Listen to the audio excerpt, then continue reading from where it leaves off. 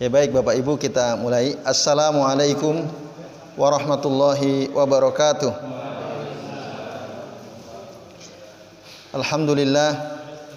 Alhamdulillahilladzi arsala rasulahu bil huda wa dinil haq liyudhhirahu 'alad dini kullih wa kafa billahi syahida. Asyhadu an la ilaha illallah wahdahu la syarikalah wa asyhadu anna Muhammadan abduhu wa rasuluh. Allahumma shalli wa sallim wa barik ala Muhammad wa ala ali Muhammad kama shallaita wa barakta ala Ibrahim wa ala ali Ibrahim fil alamin innaka Hamidum Majid. Amma ba'du. Bapak-bapak dan ibu-ibu serta jamaah sekalian, rahimani wa rahimakumullah. Semoga kita semua yang hadir di majelis ini senantiasa dirahmati Allah Subhanahu wa taala. Amin ya Allah ya rabbal alamin. Alhamdulillah Bapak Ibu, pada malam ini kita bisa berjumpa kembali untuk melanjutkan ngaji kitab Shahih Fiqh Sunnah karya saya Abu Malik Kamal bin As-Said Salim hafizahullahu taala. Pada pertemuan pekan lalu kita sudah membahas sebagian dari bab zihar ya. Kalau tidak keliru sampai rukun yang pertama ya. Jadi zihar, mungkin sedikit mengulangnya, adalah perkataan seorang suami kepada istrinya, anti alayya ka dhahri ummi. Kamu bagiku seperti punggung ibuku. Maksudnya kamu tidak halal untuk aku gauli gitu ya, sebagaimana ibuku. Nah, itu namanya zihar. Nah, perkataan kamu bagiku bagikan punggung ibuku itu ada konsekuensinya. Apa konsekuensinya? Kalau dulu di zaman jahiliyah itu adalah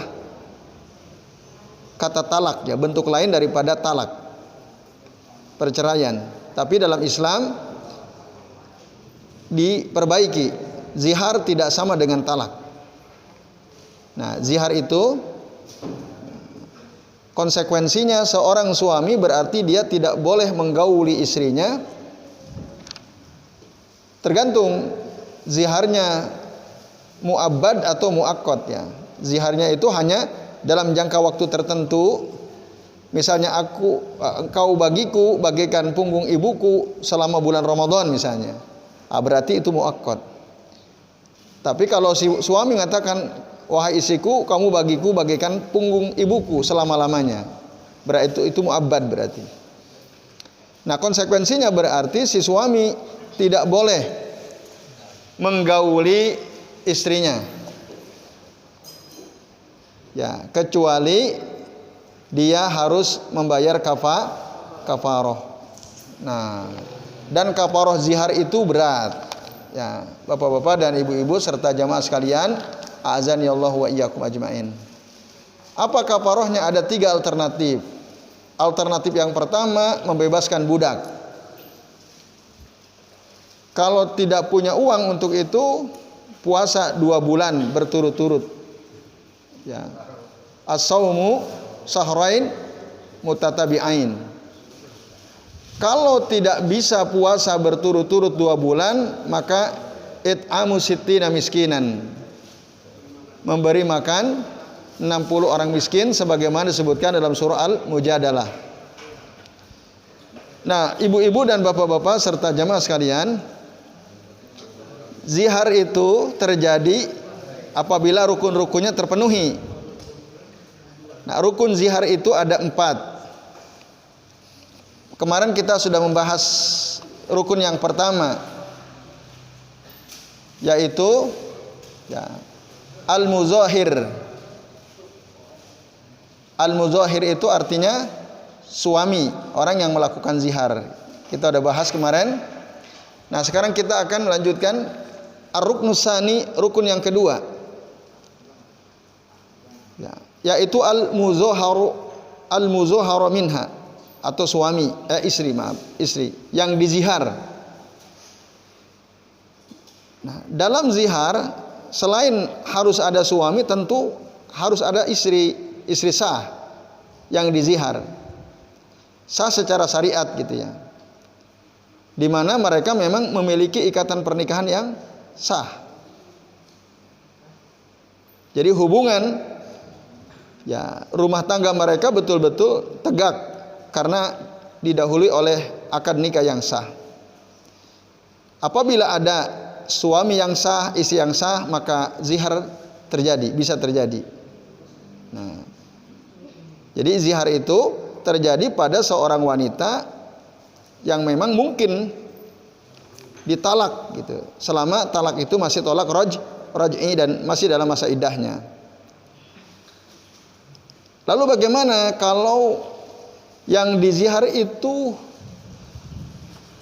budak wanita? Ya, budak wanita kan boleh digauli oleh seorang laki-laki ya, tanpa perlu dinikahi, tanpa perlu ada mahar. Nah, Rasul sendiri punya budak wanita yang beliau tidak nikahi tapi digauli, seperti Maria Al-Qibtiyah, bahkan sampai hamil punya anak namanya Ibrahim. Bahkan ada dua ya, cuman yang masyhur Maria Al-Qibtiyah karena punya anak. Nah, apakah terjadi juga zihar pada seorang budak wanita yang digauli oleh seorang laki-laki tuannya? Mayoritas ulama mengatakan la yasihu az-zihar.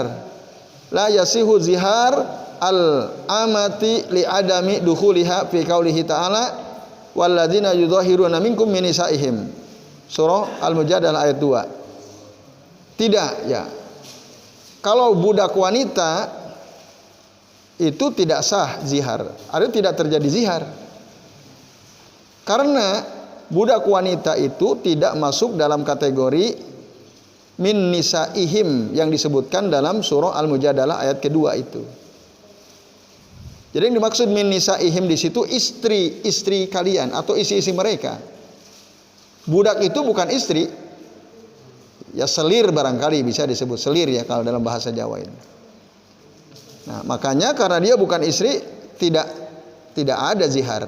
Misal suami mengatakan, "Hei, budakku, kamu bagiku seperti punggung ibuku." Itu nggak ada pengaruhnya.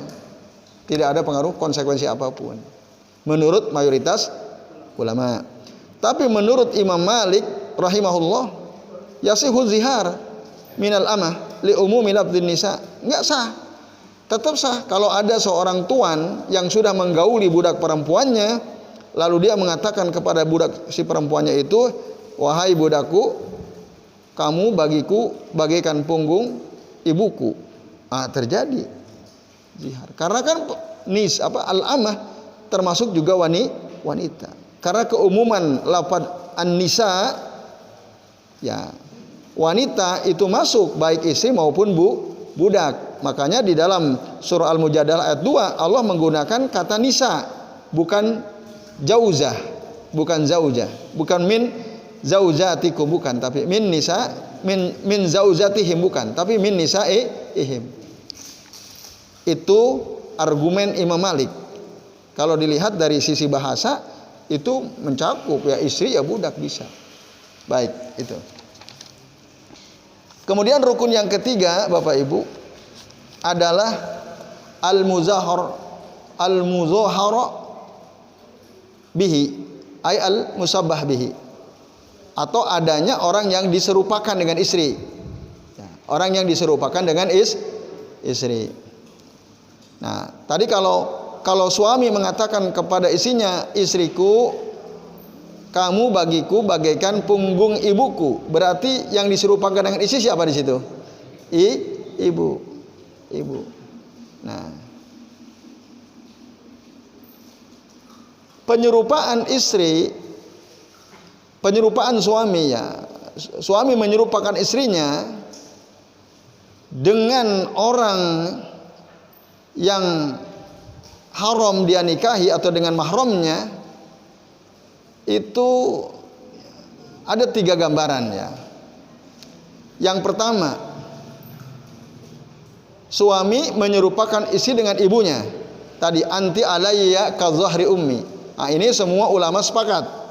Itu namanya zihar bi ijma'i ahli ilm. Berdasarkan hadis-hadis tentang zihar. Misalnya ada hadis dari Muhammad bin Abdurrahman bin Sauban.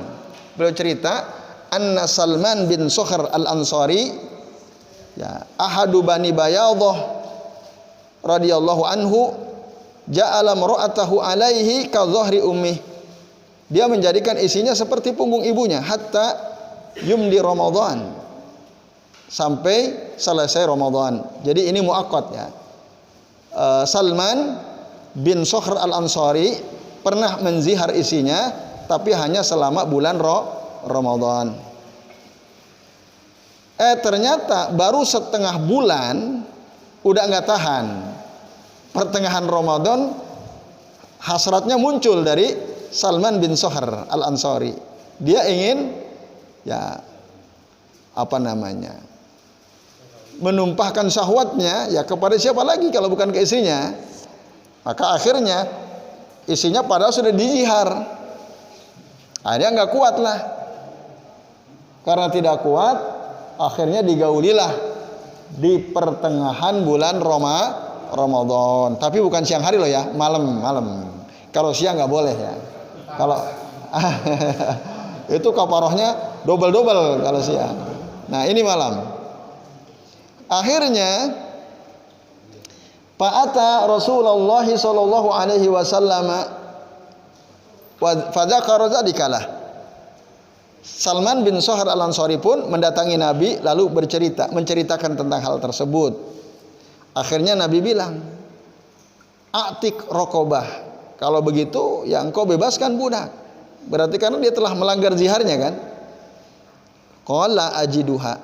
Aku enggak punya uang ya untuk membebaskan seorang budak. Qal kata Nabi, "Fasum sahraini mutatabi'ain." Kalau begitu, puasalah kamu 2 bulan berturut-turut. Apa kata Salman bin Sokhr al-Ansari? Qala la astati. Aku enggak mampu ya Rasul. Puasa 2 bulan, boro-boro 2 bulan, sebulan aja capek gitu. Ini 2 bulan. Akhirnya kata Rasul, oh kalau begitu at'im sittina miskinan. Kau beri makan 60 orang miskin. Qal, lalu Salman bin Sokhr al-Ansari mengatakan, la ajid, aku enggak punya uang. Nah, jadi miskin beliau ya, Salman bin Sokhr al-Ansari. Akhirnya apa kata Nabi? Waqala Rasulullah SAW li Urwah bin Amru. Rasul waktu itu menyuruh Urwah bin Amru, sahabat lain, untuk apa? A'tihi dzadikal firaq. Ya. Tolong berikan kepada si Salman bin Sokhr al-Ansari kurma ya sebanyak 1 farak. Farak itu sebanyak khamsah au sittata asara so'an. Kurma sebanyak 15 atau 16 sok. 15 atau 16 sok. 15 sok lah. Karena 1 sok itu sama dengan 4 mud. Arba'atu amdad. Nah, ngasih orang miskin itu 1 orang 1 mud. Berarti kalau 15 sok sama dengan berapa mud? 1 sok 60. Kan 15 sok tadi kan? 1 sok itu arba'atu amdad tadi. Ada 4 mud. Berarti masing-masing orang miskin dapat 1 mud makanan. Hadis akhrajahu At-Tirmidzi wa Abu Daud wa Ibnu Majah. Hasan li ghairihi juga dikeluarkan oleh Imam Al-Baihaqi. Nah, ini Bapak Ibu. Jadi dalam hadis ini ada beberapa kesimpulan penting. Satu di antaranya, zihar itu ketika suami menyamakan istri dengan punggung ibunya. Yang kedua, zihar itu ada yang muakkad seperti ini. Salman bin Sokhr al-Ansari kan hanya selama Ramadan. Itu berarti zihar muakkad. Itu terjadi. Dan yang ketiga, dalam hadis ini diterangkan sebagaimana dalam surah Al-Mujadalah, kafaroh daripada zihar. Ada 3 alternatif. Nah, mau kayak Salman bin Sokhr al-Ansari. Nah, iya kalau pemimpinnya kayak Nabi. Ya kan? Suruh puasa ndak kuat, bebasin budak nggak bisa. Sodako 60 nggak punya uang, ya udah tak kasih uang.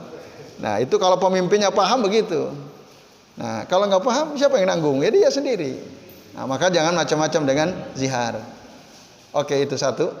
Yang kedua, bagaimana jika istri itu disamakan dengan punggung wanita yang haram dinikahi oleh si suami ini, si laki-laki ini, tapi mahramnya mahram muakkad. Oh maaf, mahram muabbad dulu ya. Bagaimana jika si suami itu menyerupakan istri dengan punggung wanita yang mahram bagi si suami tadi, mahram muabbad. Seperti siapa?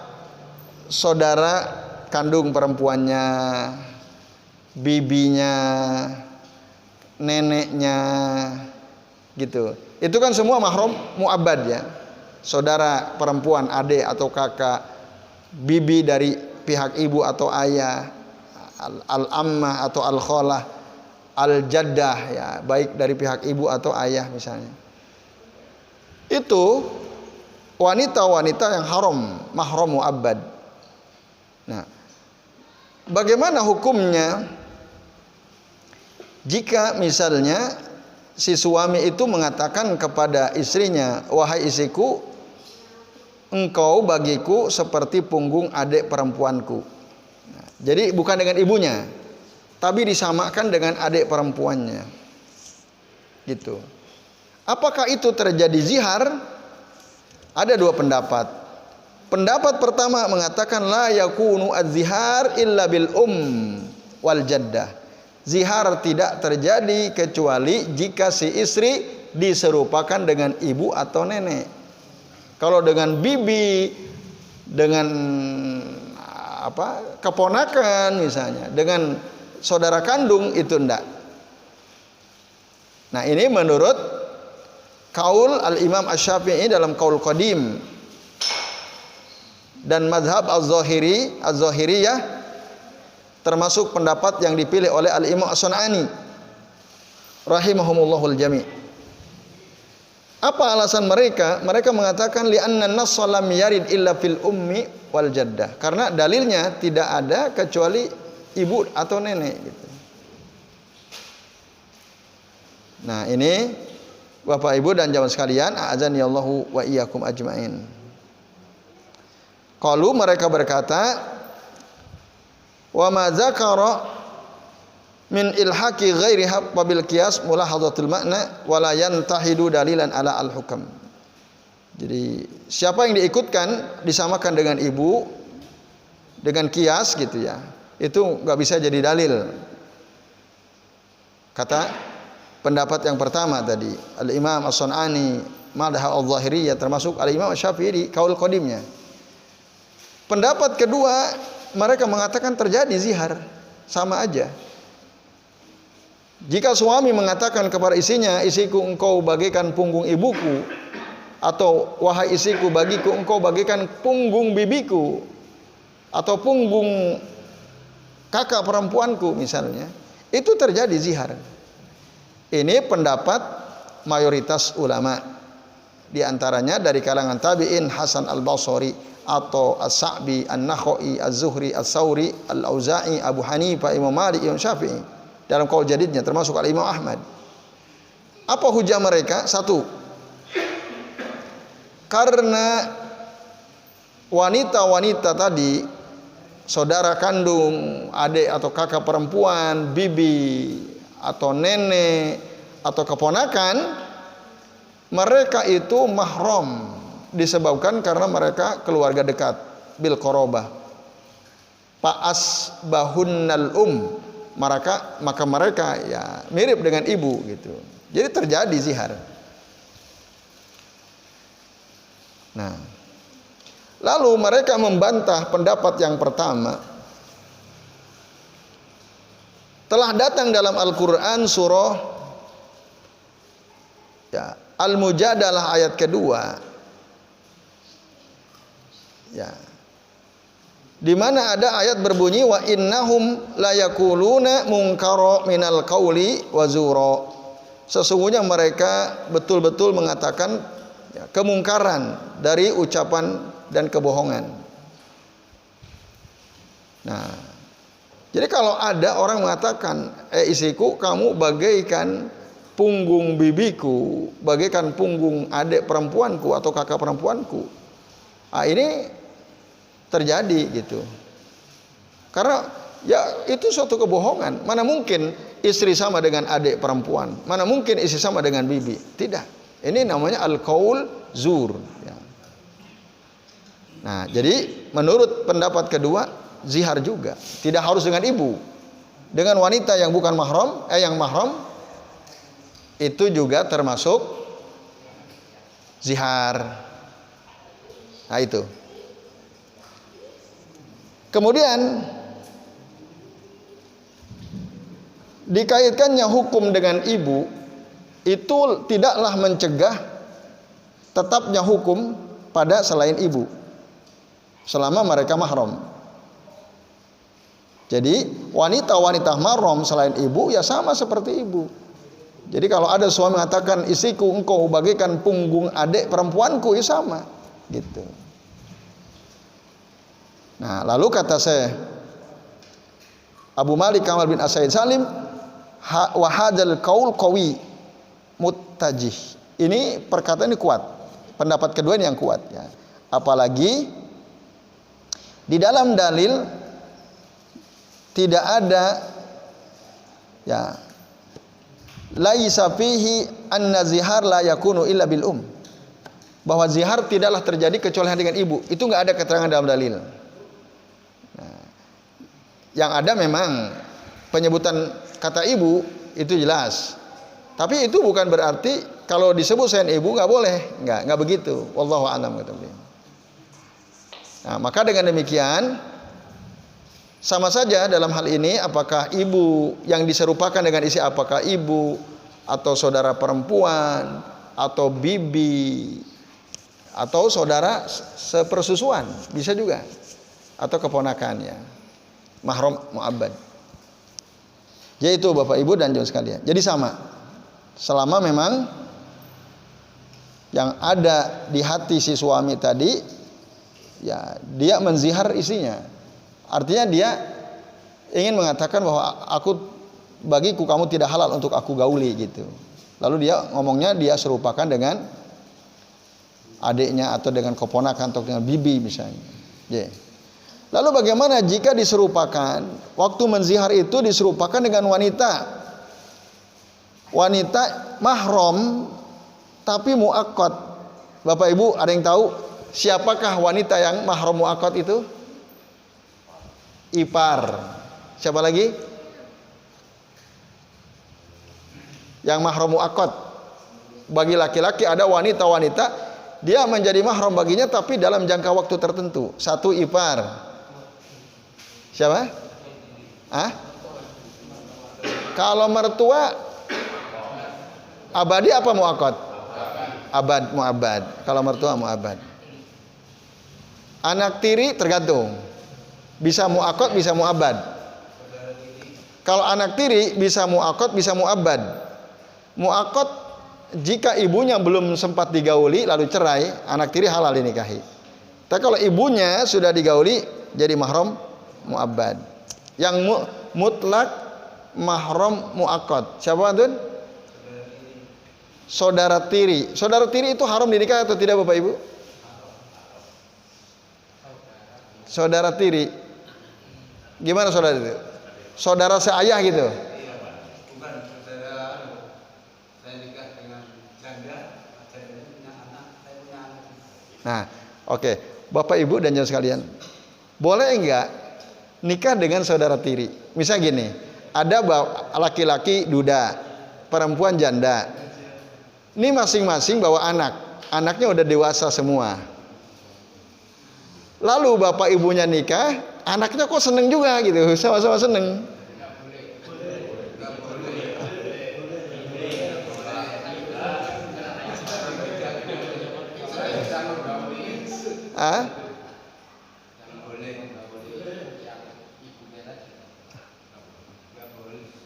Kan bukan ibunya yang dinikahi.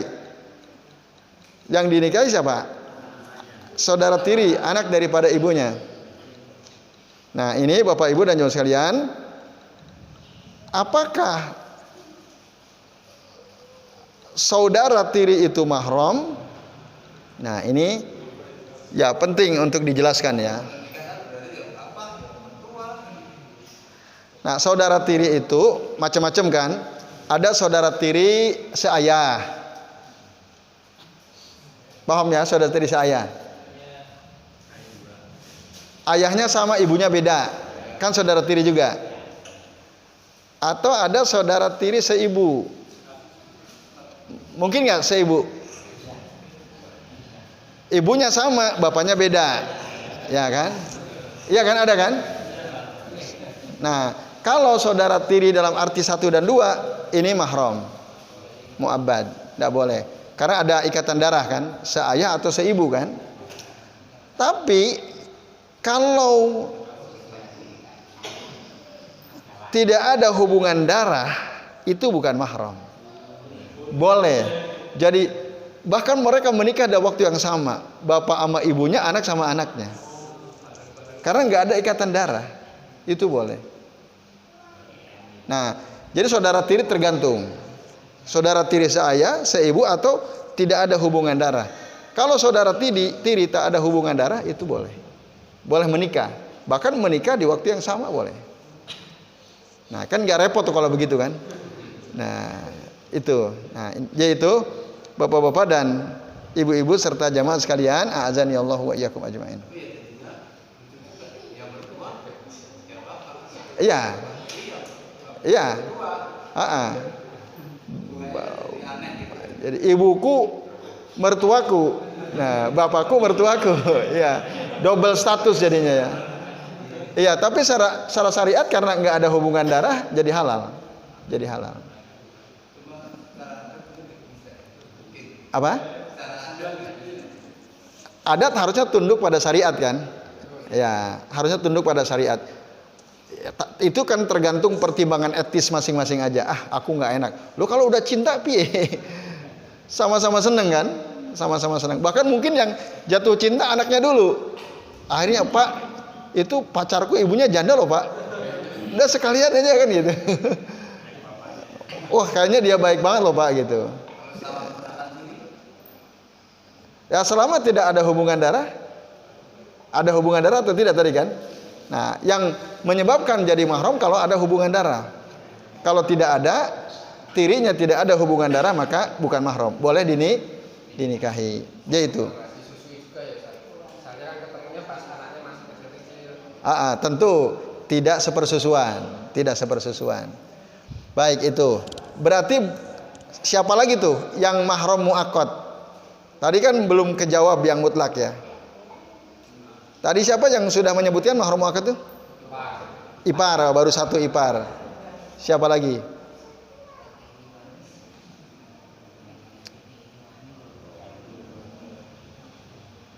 Kalau bibi dari istri itu mahram mu'abbad apa muakkad?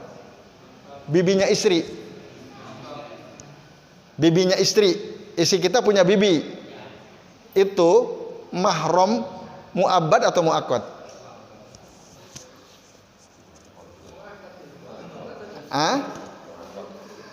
Sama seperti ipar, muakkad.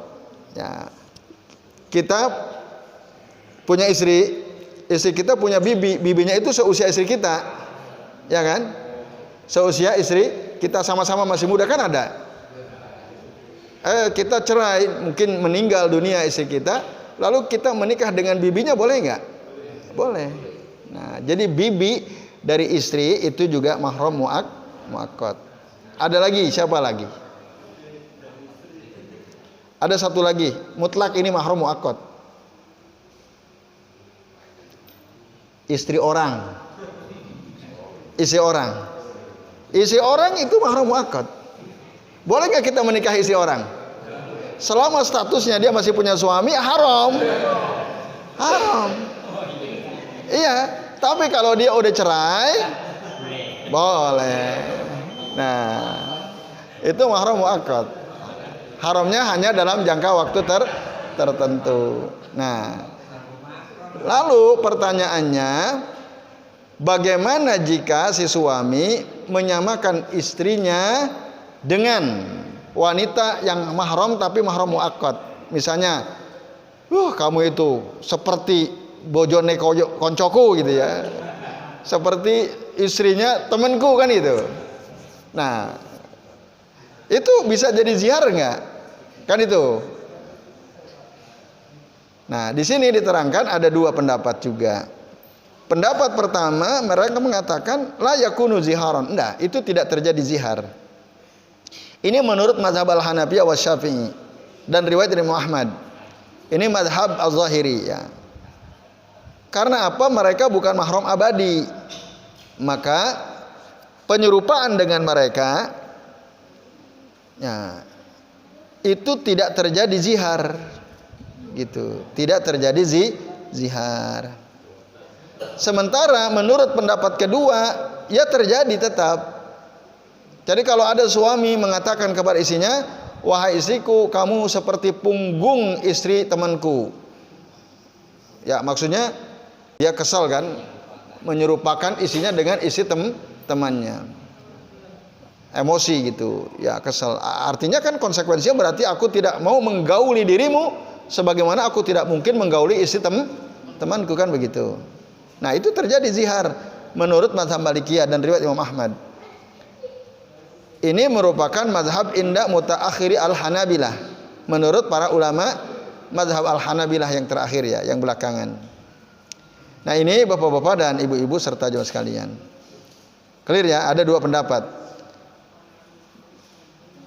Nah, tapi Abu Malik Kamal bin As-Said Salim, beliau tidak mentarjih dalam hal ini. Lebih kuat mana gitu di antara dua pendapat. Tidak ada tarjih dari beliau. Artinya ya dua-duanya bisa terjadi gitu. Lalu yang terakhir, bagaimana jika seorang suami menyerupakan istrinya dengan punggung laki-laki? Laki-laki itu mahram apa bukan? Ya laki-laki haram dinikahi oleh laki-laki kan. Nah, diserupakan dengan punggung laki-laki. Misalnya, anti alayya ka dhahri abi au ka dhahri ibni. Kamu bagiku seperti punggung bapakku atau punggung anak laki-lakiku. Itu bisa nggak jadi zihar? Lam yasih au zihar wa yakunu lagwan inda aksari ahli ilm. Itu enggak. Kalau ada suami marah, hei istriku, kamu seperti punggung bapakku. Nah, itu nggak ada konsekuensi apapun. Paling istrinya ketawa, masa aku kayak punggung bapakmu? Lah ini tidak. Menurut mayoritas ulama tidak. Tapi menurut mazhab Al-Hanabilah dalam salah satu riwayatnya annahu zihar. Katanya itu termasuk zihar juga. Kalau menurut mazhab Al-Hanabilah. Jadi baik bapak-bapak dan ibu-ibu serta jemaah sekalian, sementara sampai sini dulu karena sudah Isya ya. Supaya ada waktu sedikit untuk tanya jawab, barangkali ada yang mau tanya, silakan Pak Haris. Pak Wikan. Siapa lagi? Pak Haris, Pak Wikan, Pak Surono. Ya, Pak Haris monggo.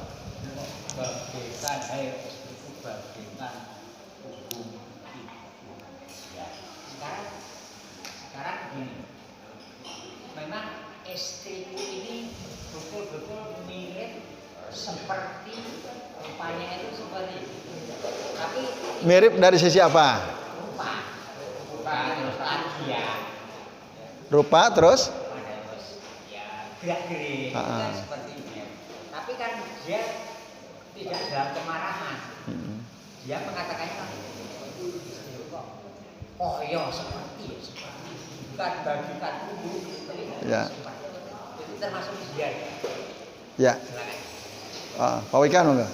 Ya, sama identik sama. Oke. Kan kalau kita mengatakan seperti punggung ibu kan sudah jadi zihar ya, Pak. Jelas ya. Tapi ya tadi itu ya kok bukan kok kayak punggung ibu gitu lah. Oh ya. Maksudnya dalam hal ini mensifati punggung. Misalnya bungkuk tadi misalnya.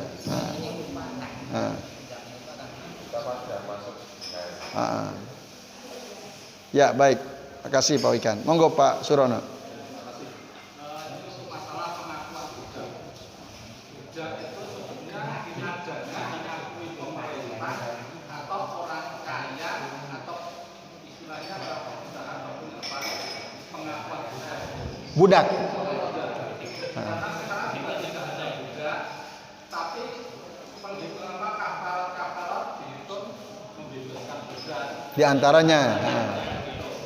Apakah boleh kita menciptakan adanya budak? Umpamanya kita menjadi seorang kata orang kaya, membeli anak orang, kemudian bisa budak, apakah Seperti apa itu di Amerika? Yang kasus lagi rame ini ya. Oke, ya. Terus udah itu aja. jadi budak itu adalah pengakuan dari pemerintah atau boleh dari seorang yang kaya Membeli seorang wanita lalu jadi budak. Ya. Baik, terima kasih. Yang pertama Pak Haris. Jadi ya, kalau tujuan menyerupakan istri dengan ibu misalnya, atau mungkin juga dengan wanita mahram lainnya, jika tujuannya adalah karomah, kemuliaan, maka itu bukan zihar. Istriku, kamu kayak ibuku Kenapa mas? Pinter masak, cekatan gitu. Kan itu kan karomah itu namanya, kemuliaan. Maka jika tujuan si suami menyerupakan istri dengan ibunya, mimbabil karomah, dari bab memuliakan, kemuliaan, bukan termasuk zihar. Kalau dalam keadaan marah, apa mungkin memuliakan istri? Enggak kan, enggak mungkin. Ya itu. Tapi dalam keadaan normal kan mungkin. Dek, kamu itu persis kayak ibuku kan gitu. Nah, maksudnya mas apa mas? Pinter masak kamu itu. Nah, kamu cekatan misalnya dan seterusnya. Itu bukan zihar. Oke. Terus Pak Wikan tadi kalau nah ini kasus lain lagi ya. Bukan kalau tadi kan kamu seperti ibuku pinter masak cekatan, itu kan kemuliaan. Kalau ini mungkin dari sisi kekurangan ya. Istriku kamu seperti ibuku, punggungmu kenapa bongkok kan gitu. Nah, ini kekurangan. Nah, itu apakah termasuk zihar? Tidak. Ya, karena dia ya menyerupakan istri dengan sifat fisik. Ya, bukan dalam arti pengharuman untuk dijima, bukan. Nah, itu. Maka itu juga tidak termasuk zihar. Cuma lebih baik dihindari. Karena Bapak Ibu, apa rela gitu kita menyamakan kelemahan istri dengan kelemahan, kita ungkit kelemahan istri lalu kita samakan dengan kelemahan ibu kita atau saudara kandung kita dan seterusnya, kan sesuatu yang kurang pantas ya. Untuk itu kan berarti mengungkit kelemahan atau kekurangan istri gitu. Nah, itu. Kemudian yang ketiga, budak sekarang sudah tidak ada. Ketentuan adanya budak itu berdasarkan nas dalil syariat. Nah, sekarang perbudakan sudah dihapuskan, baik oleh syariat maupun oleh undang-undang ya PBB barangkali ya. Sudah tidak ada perbudakan. Nah, walaupun menurut keterangan sebagian ulama, tapi kelak nanti akan ada lagi perbudakan. Kelak ketika terjadi peperangan dahsyat, itu akan ada lagi. Tapi secara syariat Islam mendorong supaya budak itu dibebaskan karena status manusia itu sama di sisi Allah Ta'ala. Inna akramakum indallahi atqakum. Sesungguhnya orang yang paling mulia di antara kalian di sisi Allah adalah yang paling bertakwa, bukan yang kaya, bukan yang berkuasa, tapi yang paling takwa. Yaitu. Nah, itu mengisyaratkan bahwa kedudukan manusia itu sama, tidak boleh ada perbudakan. Ya gitu. Iya. Ya, makanya nanti akan terjadi lagi peperangan. Terjadi peperangan di akhir zaman. Nah, menurut keterangan sebagian ulama yang pernah kami baca, kelak nanti akan ada lagi perbudakan. Kalau begitu antum berharap ingin cepat perang supaya bisa punya budak. Nah, itu. Nauzubillahi min dzalik, ya, kita mohon perlindungan kepada Allah dari keadaan yang seperti itu. Jadi itu Pak Surono. Jadi bukan semata-mata karena ada orang kaya punya uang dia beli lalu diperbudak, tapi kalau memperbudak manusia ada. Memperbudak manusia ada. Ya. Itu jelas terjadi. Memperbudak manusia jelas terjadi, baik secara tenaga, secara biologis. Ada nggak perbudak? Ada, banyak, bukan masih terjadi. Jadi itu, wallahu a'lam. Tapi secara status nggak ada budak sekarang. Jadi baik bapak-bapak dan ibu-ibu serta jemaah sekalian, sementara ini yang bisa kita bahas, insya Allah nanti kita lanjut lagi. Kayaknya tinggal satu pertemuan ya. Ya, nanti karena setelah Jumat depan, Jumat berikutnya sudah Ramadan ya. Tinggal satu pertemuan lagi insya Allah. Mari kita akhiri dengan doa kafaratul majlis. Subhanakallahumma wa bihamdika asyhadu an la ilaha illa anta astaghfiruka wa atubu ilaik. Wa sallallahu ala Muhammadin wa ala alihi wa sahbihi wa baraka wa sallama alaihim ajmain. Billahi taufiq wal hidayah. Wassalamualaikum warahmatullahi wabarakatuh.